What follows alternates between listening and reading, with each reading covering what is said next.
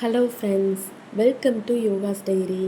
இன்றைக்கி நம்ம பருப்பு உருண்டை குழம்பு தான் பார்க்க போகிறோம். இதுக்கு நான் 1 கப் அளவு கடலைப்பருப்பு எடுத்திருக்கேன். நம்ம எந்த கப்பில் கடலைப்பருப்பு எடுத்திருக்கோமோ அதே கப்பில் 1/2 கப் அளவு துவரம்பருப்பு எடுத்துக்கோங்க. அதே கப்பில் 1/4 கப் அளவு பச்சரிசி எடுத்துக்கோங்க. இந்த 3ஐயும் ஒன்றா ஊற வைக்க போகிறோம். இது நான் ஒரு 1 ஹவர் ஊற வச்சுருக்கேன். இதுக்கப்புறம் நம்ம ஒரு மிக்ஸி ஜாரில் 2 சில் அளவு தேங்காய் எடுத்துக்கோங்க, 1 ஸ்பூன் அளவு சோம்பு எடுத்துக்கோங்க, கொஞ்சமாக தண்ணி ஊற்றி இதை அரைச்சி தனியாக எடுத்து வச்சுக்கோங்க. நெக்ஸ்ட்டு நம்ம ஊற வச்ச அந்த கடலைப்பருப்பு, துவரம்பருப்பு, பச்சரிசி இதை அரைக்க போகிறோம். இதை அரைக்கிறதுக்கு முன்னாடி நம்ம ஒரு 3 வரமிளகா, 1 ஸ்பூன் அளவு சோம்பு, 1 ஸ்பூன் அளவு சீரகம், கொஞ்சம் கல் உப்பு அதையும் போட்டு நம்ம அரைக்க போகிறோம். இதை அரைச்சி எடுத்து வச்சதுக்கப்புறம் நம்ம சின்ன வெங்காயம் ஒரு 15 சின்ன வெங்காயத்தை நல்லா பொடிசாக கட் பண்ணி அதையும் ஆட் பண்ணிக்கோங்க. தேங்காய் சில்லையும் நல்லா பொடிசாக கட் பண்ணி அதோடு ஆட் பண்ணிக்கோங்க. தேங்காய் ஆப்ஷனல் தான், உங்களுக்கு விருப்பப்பட்டால் ஆட் பண்ணிக்கலாம்.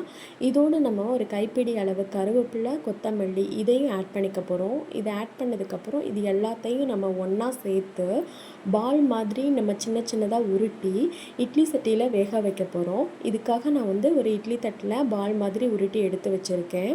நெக்ஸ்ட்டு நம்ம குழம்புக்கு தேவையானதை ரெடி பண்ணிடுவோம். ஒரு பேன் எடுத்துக்கோங்க. அந்த பேனில் 4 ஸ்பூன் அளவு ஆயில் விட்டுக்கோங்க.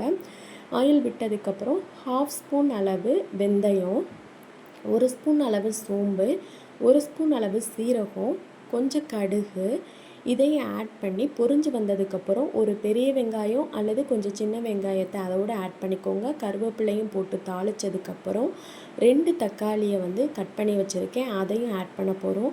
இந்த தக்காளி நல்லா வதங்கினதுக்கப்புறம் 3 ஸ்பூன் அளவு மல்லிப்பொடி, 2 ஸ்பூன் அளவு மிளகாப்பொடி, மஞ்சப்பொடி 1/2 ஸ்பூன் அளவு ஆட் பண்ணி இதையும் நம்ம நல்லா கிளறி விட போகிறோம்.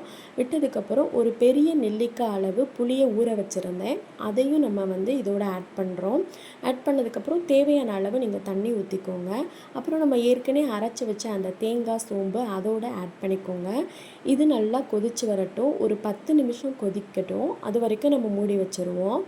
இப்போ நம்ம 10 நிமிஷம் ஆயிடுச்சு. இது கொதித்து வந்துருச்சு. இதோடு நம்ம கொஞ்சம் கல் உப்பு போட்டு ஆல்ரெடி நம்ம வேக வச்சுருந்த அந்த உருண்டையும் இதோடு ஆட் பண்ணிக்கோங்க. இதை ஆட் பண்ணி மூடி வச்சதுக்கப்புறம் ஒரு 5 மினிட்ஸ் வெந்தால் போதும். ஏன்னா ஆல்ரெடி நம்மளுக்கு வெந்துருச்சு உருண்டை. வெந்ததுனால அது அந்த குழம்பு அதோடு ஆட் ஆகிறதுக்காக தான் நம்ம அதையும் கொதிக்க வைக்கிறோம். ஒரு 5 மினிட்ஸ் அளவு அதை மூடி வச்சுக்கோங்க. இப்போ நம்ம ஓப்பன் பண்ணி பார்ப்போம். இது நல்லா குழம்பு ரெடி ஆயிருச்சு. இது நான் ஒரு பாத்திரத்தில் சர்வ் பண்ண போகிறேன். இப்போ பாருங்கள், இந்த உருண்டை எதுவுமே உடையாமல் இருக்குது. ஓகே ஃப்ரெண்ட்ஸ், தேங்க்ஸ் ஃபார் வாட்சிங்.